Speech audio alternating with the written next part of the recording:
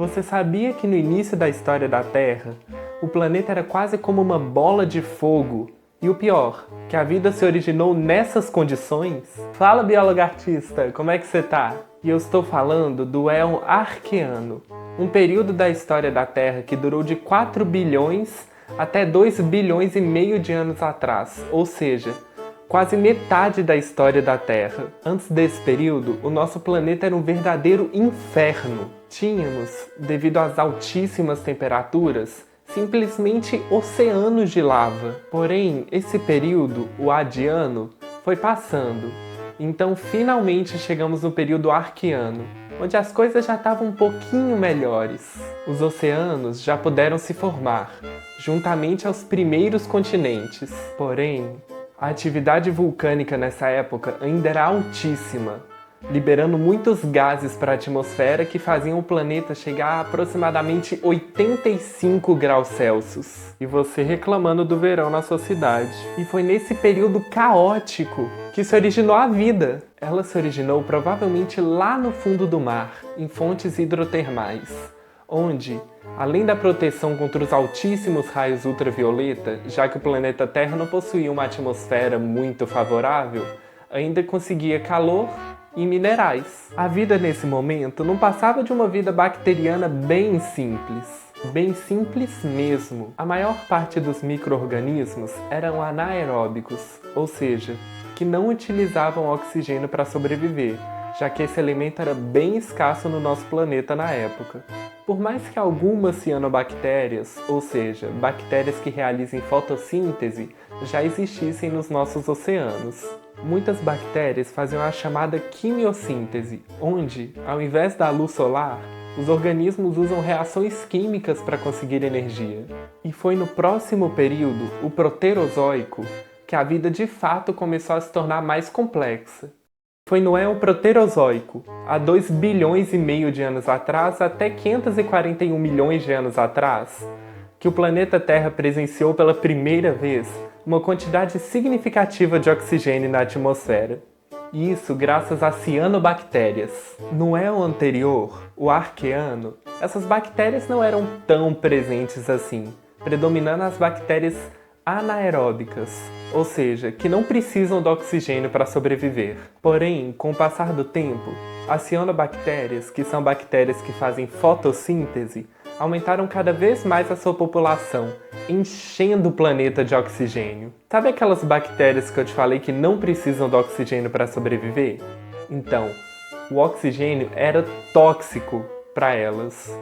E esse aumento no nível desse elemento fez com que a população delas caísse drasticamente. À medida que o oxigênio aumentava na atmosfera, outra forma de vida se tornava cada vez mais popular, as bactérias aeróbicas, que são, como o próprio nome já diz, seres que precisam do oxigênio para sobreviver. E foi com isso que as primeiras formas de vida mais complexas começaram a surgir nos mares do Proterozoico, inclusive até os primeiros animais.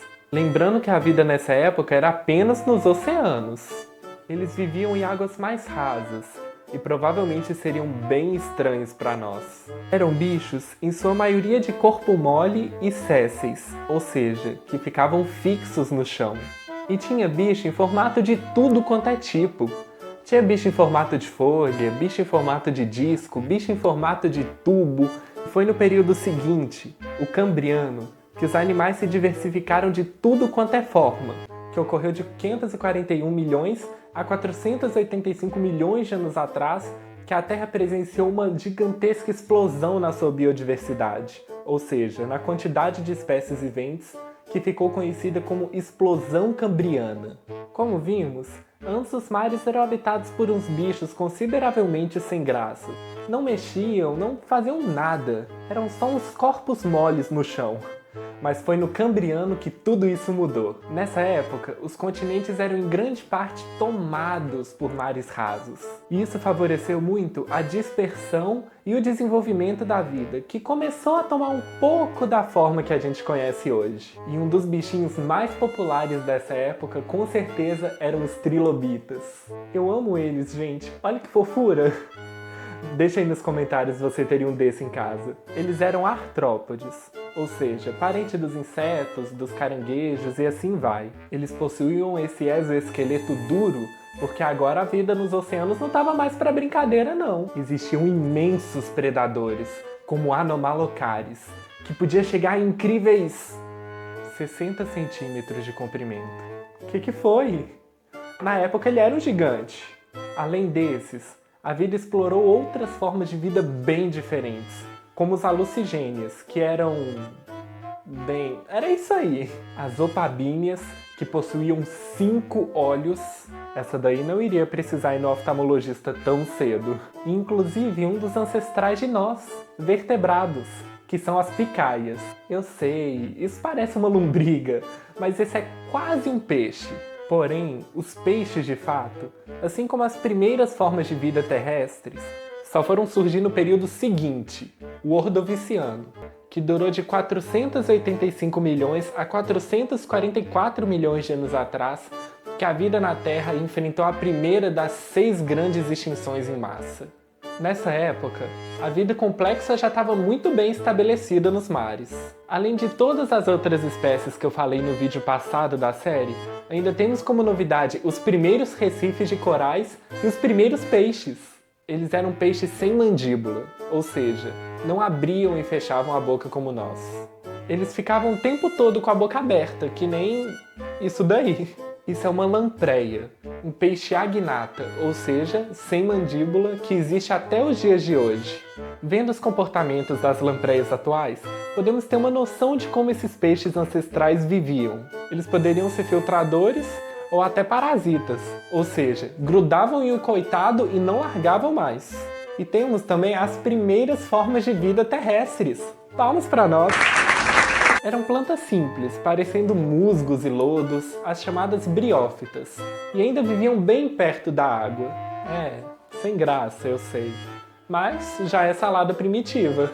Deixa o like se você gostaria de uma salada de 500 milhão de anos.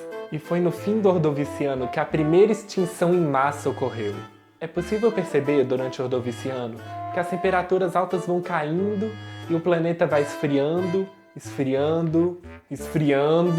Essa mudança drástica na temperatura provavelmente foi um dos responsáveis por uma grande diminuição do nível dos mares, o que causou a extinção de cerca de 85% de todas as espécies que viviam. Muito bicho bateu as botas. Bem, as dezenas de botas. Porém, a vida é forte e se recuperou e diversificou de várias outras maneiras, conquistando, dessa vez pra valer, a vida terrestre. No próximo período, o Siluriano, que ocorreu de 443 milhões a 419 milhões de anos atrás, que a vida animal decidiu desbravar os continentes pela primeira vez. E isso pode ter sido uma resposta, tanto pela quantidade de predadores que agora havia nos oceanos, quanto também pela disponibilidade de alimentos, já que as plantas estavam dominando pra valer o mundo terrestre. Agora algumas plantas, como a Cooksonia, já desenvolveram caules e vascularização. Isso lhe permitia ficar um pouco mais distante das águas, por mais que ainda não tivesse raízes ou folhas complexas. E esses primeiros animais a saírem da água foram os artrópodes, como os aracnídeos e os milípedes, como piolho de cobra. Então não vem reclamar que tem uma aranha na sua casa, ela tá aqui muito antes de você. Mas não pense que a vida nos oceanos estava parada não, tinha muita coisa acontecendo ali. Além dos animais que já tínhamos presentes, apareceram também os primeiros peixes com mandíbula e os assustadores e gigantescos placodermos, que eram simplesmente peixes com armaduras ósseas. Esses ossos articulados entre si, além de lhe protegerem de predadores, ainda lhes davam uma força imensa, com uma mordida absurda. Mas quando se fala de predadores aquáticos, a primeira coisa que vem na nossa cabeça são os tubarões. Mas eles só foram surgir no próximo período, o Devoniano, juntamente às primeiras florestas e muito mais. Foi no período Devoniano, que ocorreu de 419 milhões a 359 milhões de anos atrás, que os primeiros tetrápodes, seres que têm 4 membros, como nós, os répteis, as aves e os anfíbios, saíram da água pela primeira vez. Eram anfíbios, como o famosíssimo Tiktaalik. Deixa seu gostei se você já viu essa imagem muitas vezes por aí. o Acanthostega e o Ichthyostega. Os anfíbios dessa época certamente ainda não tinham cara de sapo. E a vida nos oceanos já estava muitíssimo desenvolvida, principalmente quando olhamos para os peixes. Não é à toa que esse período é chamado de o período dos peixes. Já havia peixe de tudo quanto é tipo. Os peixes placodermos que eu falei no último vídeo da série, os peixes sem mandíbula, os peixes ósseos e até os peixes cartilaginosos, como os tubarões. Havia também muitos moluscos e artrópodes, e os meus queridos trilobitas já se encontravam em declínio. E as plantas adentravam e dominavam cada vez mais os continentes, criando inclusive as primeiras florestas. Eram formadas por gigantescas pteridófitas, que são plantas vasculares e sem sementes, como as atuais samambaiaçus. Se você não conhece elas, tem um vídeo meu falando sobre, depois vai lá conferir. E essas florestas influenciaram muito o aumento do nível do oxigênio no planeta, o que fez com que, no período seguinte, o Carbonífero, simplesmente surgissem insetos gigantes. E foi no período Carbonífero, que ocorreu de 359 milhões a 299 milhões de anos atrás, que o planeta Terra presenciou um gigantesco aumento em seu nível de oxigênio. E isso tudo graças às grandes florestas que estavam se espalhando por aí. Por meio do processo de fotossíntese, essas florestas capturavam gás carbônico da atmosfera e transformavam tudo em oxigênio. E foi graças a isso que os insetos começaram a aumentar tanto de tamanho. E isso é graças à forma como o corpo desses animais funciona. Diferente de nós, que temos um sistema circulatório, eles possuem circulação aberta, e com isso eles ficam limitados a ter um certo tamanho de acordo com a quantidade de oxigênio disponível. Sua troca gasosa hoje em dia não seria suficiente para manter todas as células de um corpo gigante abastecidas de oxigênio. Porém, naquela época, as coisas eram um pouco diferentes. Com isso, tínhamos como exemplo Meganeura, um gênero de libélulas gigantes que poderiam chegar a 70 centímetros, o tamanho de um pássaro moderno. Esse sim causaria uma meganeura em muita gente. Desculpa por isso. Tínhamos também o Pulmonoscorpius, um tipo de escorpião que podia chegar a quase 1 metro de comprimento. E ainda para piorar, temos a Arthropleura, uma centopeia que podia chegar a simplesmente 2,5 metros de comprimento. Mano... E como estávamos nós, tetrápodes, durante o Carbonífero e como tudo isso terminou? Os anfíbios continuaram se diversificando bastante, e agora já tínhamos os primeiros répteis, como o Ilonomus. Por terem a pele mais grossa e impermeável e o ovo amniótico, ou seja, que possuía casca, os répteis puderam se distanciar de vez da água para enfim conquistarem os nichos de terra firme. Todos sabem que o gás carbônico é um dos principais responsáveis por manter a Terra aquecida, certo? Tanto é que hoje em dia a temperatura só está elevando.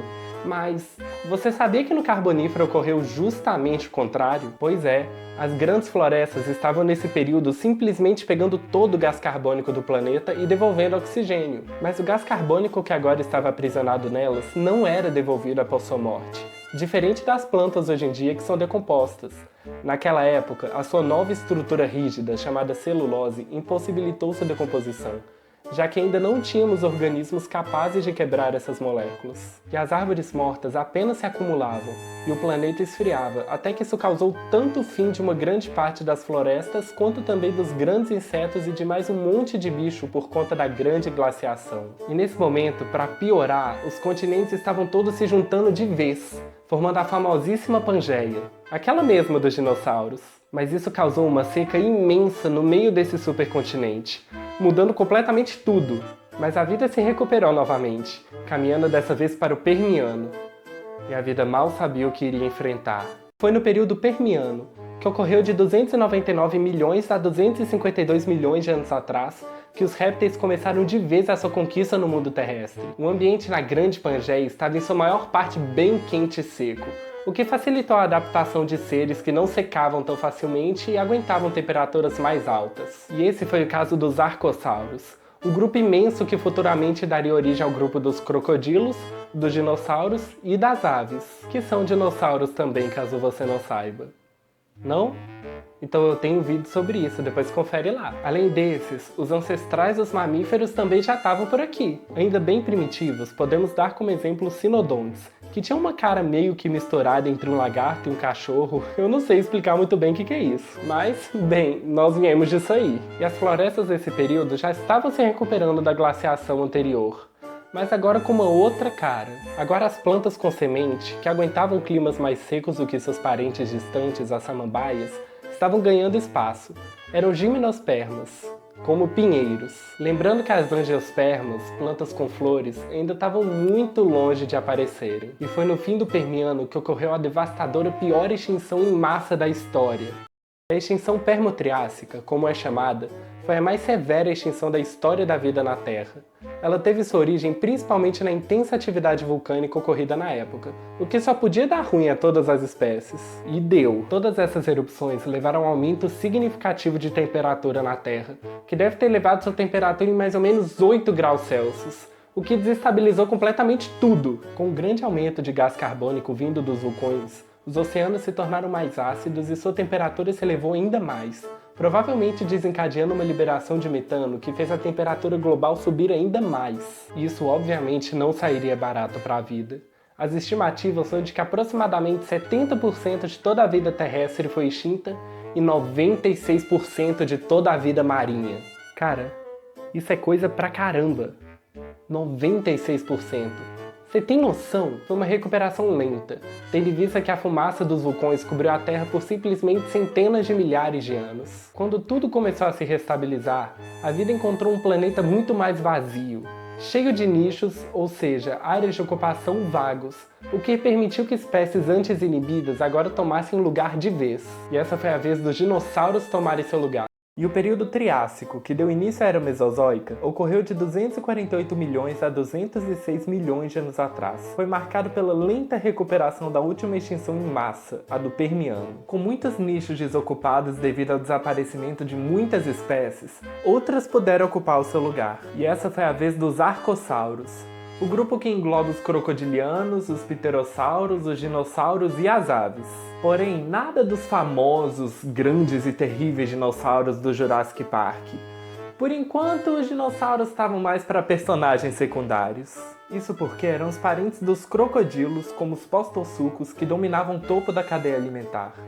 Como os ainda pequenos dinossauros, como Coelophysis, estavam mais adaptados à vida nas florestas, que não eram muito numerosas, predominando o clima mais árido, eles ficavam restritos a pequenas áreas, ainda não sendo os gigantes que conhecemos. Por mais que alguns, como Plateossauros, já alcançassem um tamanhozinho de respeito. Na vida marinha já apareciam os primeiros grandes répteis que dominariam os oceanos, como os famosos Ictiossauros e Plesiosauros. Na vida terrestre, além disso, ainda ocorreu o surgimento dos primeiros mamíferos. Agora, quem são eles? E como o Triássico chegou ao fim? Os primeiros mamíferos que temos notícia não eram grandes tigres ou algo extravagante como elefantes ou preguiças gigantes. Na verdade, eles estavam mais para pequenos camundongos ou musaranhos. Provavelmente noturnos, podemos destacar como um dos nossos ancestrais mais antigos o Morganocodon, um bichinho tão minúsculo que seu tamanho girava entre 10 e 15 centímetros. E obviamente, ser noturno foi uma estratégia essencial para não ser predado pelos grandes répteis dominantes na época. No momento, nós não tínhamos vez. E sabe os numerosos e dominantes parentes dos crocodilos que eu falei no último vídeo? Bem, a vez deles também estava chegando ao fim. Isso porque estava chegando no fim do Triássico e adivinha? Mais extinção. E no Permiano a coisa ficou feia porque os continentes se juntaram de vez. Dessa vez os benditos resolveram se separar. Não param quietos, não é possível! Como o centro do supercontinente, que era muito seco e árido, agora começava a ter um contato com os oceanos novamente, isso fez com que o clima ficasse mais úmido, permitindo o aumento das florestas e, por sua consequência, uma maior ocupação dos seres adaptados a ela. Que no caso eram quem? Eles mesmos, os dinossauros, que agora tomariam de vez o seu posto de dominância no próximo período, o Jurássico, que ocorreu de 206 milhões a 142 milhões de anos atrás, que a Terra presenciou o verdadeiro boom na diversidade desses grandes e fascinantes répteis. E chegaram vários de uma vez, os diplodocos, alossauros, brontossauros, estegossauros e muito mais. Nesse período, o clima dominante era tropical, e haviam diversas florestas formadas por aí, o que era simplesmente o bioma ideal para os nossos grandes répteis. Lembrando que ainda não tínhamos plantas com flores, apenas as parentes das atuais samambaias e pinheiros, as chamadas pteridófitas e gimnospermas. Além dos grandes dinossauros, Outro grupinho que pra mim é muito especial surgiu nessa época. As aves. Elas se originaram de um grupo de dinossauros terópodes, e temos como conhecidíssimo representante dessa linha evolutiva os Archaeopteryx.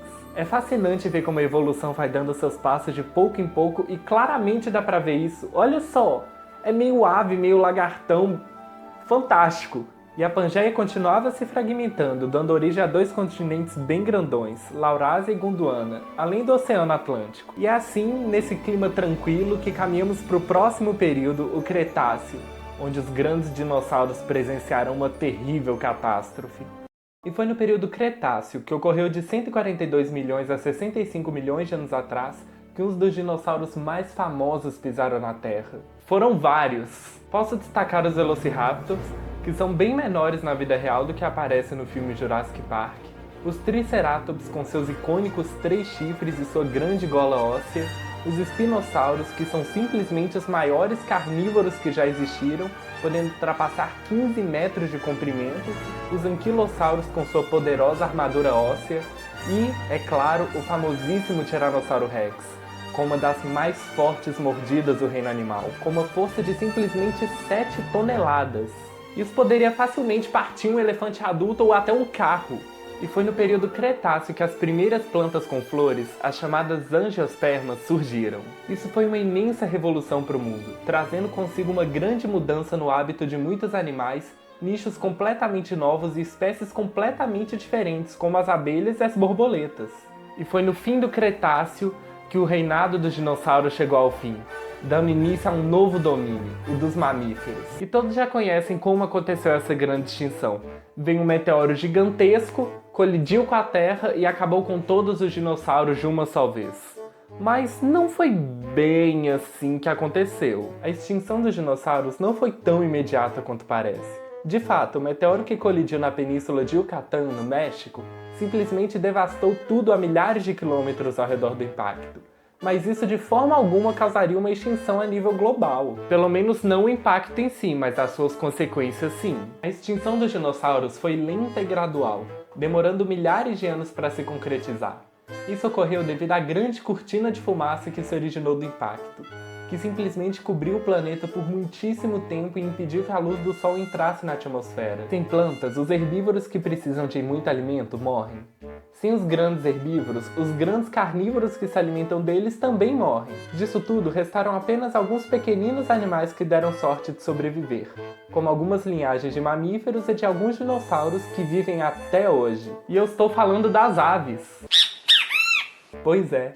Esse grupo de dinossaurinhos sobreviveu muito provavelmente por viver em um ambiente mais próximo da água, que foi um ecossistema menos afetado pelo impacto do meteoro do que o terrestre, por se sustentar também muito pela decomposição de matéria orgânica, além de somente a luz solar. E com isso, com o tempo toda essa fumaceira vai se dissipando e a vida encontra novamente um mundo vazio, cheio de nichos a serem ocupados. E essa foi a vez dos mamíferos finalmente terem sua vez. E foi no período Paleógeno, que durou de 65 milhões a 24 milhões de anos atrás, que nós, mamíferos, finalmente tivemos um lugar no planeta. Agora vazio após a extinção do Cretáceo, o mundo deixava vago vários nichos que começaram a ser ocupados por animais dos mais impressionantes. Foi a época dos ancestrais de muitos das linhagens atuais. Os Propaleotherium representando o início da linhagem dos cavalos, os Indorhios sendo ancestral das baleias e golfinhos. Sim, esse bichinho aqui deu origem à linhagem dos grandes mamíferos aquáticos. E os Plesiadapes, que são uma das primeiras espécies ligadas aos primatas. Isso mesmo, nós! Dá um oi pro vovô! E também tínhamos grandes predadores nessa época. O Andrewsarchus está aqui como um dos primeiros super predadores mamíferos a existir, e também um dos maiores de todos os tempos. Além deles, posso destacar também as temidas aves do terror, que eram predadoras de topo que viviam aqui na América do Sul e podiam chegar a 3 metros de comprimento. Um pouquinho do poder dos antigos dinossauros. No Paleógeno, os continentes já estavam muito mais reconhecíveis e se aproximando cada vez mais da sua posição atual. Foi marcado por intensas mudanças climáticas. E ele, que começou quente e úmido, foi se resfriando de pouco em pouco e se tornando frio e seco, dando espaço a uma nova glaciação e ao período seguinte, o Neógeno, que ocorreu de 24 milhões até 1,8 milhões de anos atrás, foi marcado por uma intensa atividade geológica, que começou a formar as principais cordilheiras atuais, como os Andes, os Alpes e o Himalaia. E foi nesse período que as angiospermas, plantas com flores, se diversificaram muito. Vemos um aumento significativo das gramíneas, que foi essencial para o desenvolvimento dos mamíferos herbívoros. Entre os animais que viveram nesse período, posso destacar o Paraceratherium, um tipo de rinoceronte gigante que foi um dos maiores mamíferos terrestres que já existiu, medindo quase 5 metros de altura. Entre os predadores, destaca o Entelodonte, conhecido como porco do inferno, que podia chegar a 3 metros de comprimento. Ah, e é claro, não posso deixar de falar dos Purossauros, um extinto jacaré amazônico que podia chegar a incríveis 12 metros e meio de comprimento. E o famosíssimo Megalodon, que podia chegar a medir 20 metros de comprimento. Cara, isso é muito maior do que os maiores tubarões atuais, os tubarões branco, que podem chegar a no máximo quase 5 metros de comprimento. Isso agora parece minúsculo. E um certo grupinho começou a surgir nesse período e que mudaria completamente toda a história do planeta: os hominídeos. Entre os principais representantes do nosso grupo estão os australopitecos, que podiam chegar a no máximo pouco menos de 1,40 m de altura e viveram na África. E é no período quaternário, que começou há 1,8 milhões de anos atrás, que estamos vivendo neste exato momento. Ele é dividido em duas épocas, o Pleistoceno, que terminou há 11 mil anos atrás, e o Holoceno, o período atual. E o Pleistoceno é o período da famosíssima Era do Gelo. Nela viveu incríveis animais como o famosíssimo mamute, que poderia provavelmente aguentar temperaturas de até menos 40 graus Celsius. Já aqui no Brasil, as coisas estavam um pouco mais amenas, mas cheias de animais interessantíssimos. As grandiosas preguiças gigantes, como o Elasmotherium, que poderia chegar a cerca de 6 metros de altura, os tigres dentes de sabre, como os Smilodon, os tatus gigantes, como os Glyptodontes, que poderiam chegar a tamanhos de fuscas, e, além de tudo, os mastodontes. Sim, elefantes no Brasil. E agora sim destaca o gênero Homo, que surgiu no período Pleistoceno e começou a ganhar dominância. E só aí já são várias espécies: Homo habilis, Homo erectus, Homo heidelbergensis, Homo floresiensis, Homo neanderthalensis e, por fim, o Homo sapiens, que surgiu há mais ou menos 300 mil a 200 mil anos atrás na África, e que desde então se espalhou por todo o mundo. E é na época chamada Holoceno do período quaternário, que começou há 11 mil anos e se estende até hoje, que nós vivemos atualmente. E há animais fantásticos por aqui também. Entre os grandes carnívoros, o maior atualmente é o urso polar, que pode chegar a medir de 2,4 a 2,6 metros de altura. Também podemos destacar os canídeos, como os lobos, e os grandes felinos, como leões e onças. Entre as aves, tantas maravilhosas e formidáveis como o avestruz, cujo macho pode chegar a quase 3 metros de altura, e os corvos, que são tão inteligentes que conseguem passar em testes de crianças de 7 anos de idade, sendo, portanto, os dinossauros mais inteligentes que já existiram. Temos as grandiosas espécies, como os gigantescos elefantes da savana, que podem chegar a 4 metros de altura, e aquelas que são simplesmente os maiores animais que já existiram: as baleias, em específico a baleia azul, que pode chegar a incríveis 35 metros de comprimento. Você tem noção? Temos a honra de viver no mundo ao mesmo tempo que a maior espécie de animal que já existiu. Porém, isso tudo é ameaçado e por uma única espécie: Homo sapiens, mais conhecido como ser humano. Essa espécie está conseguindo, em poucas centenas de anos, alterar o clima e a ordem do planeta de forma que só foi vista acontecendo em intervalos de milhares e milhares de anos. E florestas são desmatadas, queimadas, a atmosfera poluída, mas infelizmente essa espécie não enxerga que está caminhando rumo à sua própria extinção, e o momento em que estamos já está sendo considerado como o começo de uma nova extinção em massa, a sexta já presenciada pela vida: a extinção do Antropoceno. Mas a vida não vai sumir, e como sempre resistirá, ocupando nichos vagos e se diversificando de maneira nunca antes vista. Como vai ser isso? Como estará o planeta? Quais vão ser as novas espécies? Isso nós vamos ver no próximo capítulo da série. Quando sairá? Eu não sei.